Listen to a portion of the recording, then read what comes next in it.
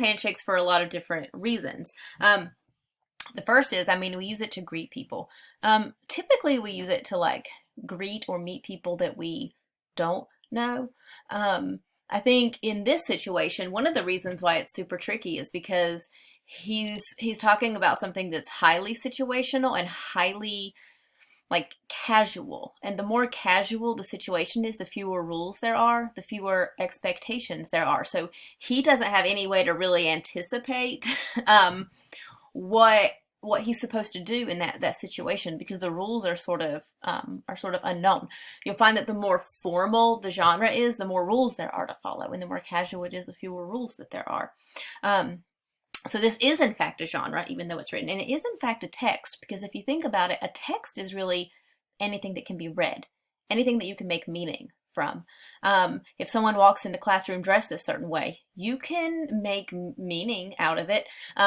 Whether you're correct or not, you know, is kind of remains to be seen, but you can make an assumption based on what that person is wearing.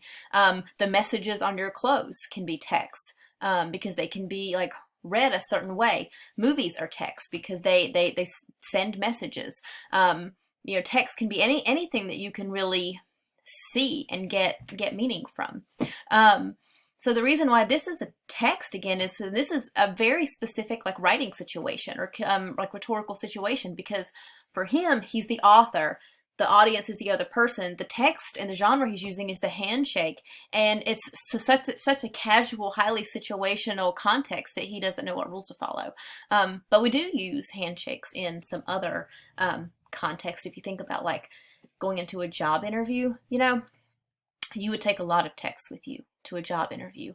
You would take, one, your outfit. There are rules and expectations for what you're supposed to take and what you're supposed to wear to a job interview, because you have a message that you want to send about yourself. And we've decided that in a job interview, like these are the expectations. Everyone wants to go into an interview and send a certain message about themselves, and we've agreed that this is the expectation. These are the rules. You would bring your resume that has your actual written like skill set and background. You can only include so much in that genre, and it's very formal. You would also bring, you know, your body language. Body language can be a text, just like in this situation, the handshake. We say like it has to be firm. You have to have eye contact, because there are things we want to send about ourselves. We use that handshake to show that we are confident and that we are eager.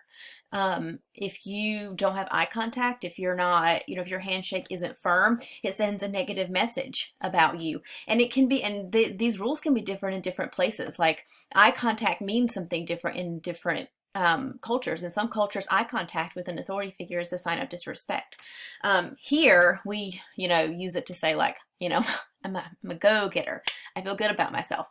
So you're trying to communicate with them a lot of different things about yourself. So you bring a lot of different texts, and that's why this is in fact, you know, a genre.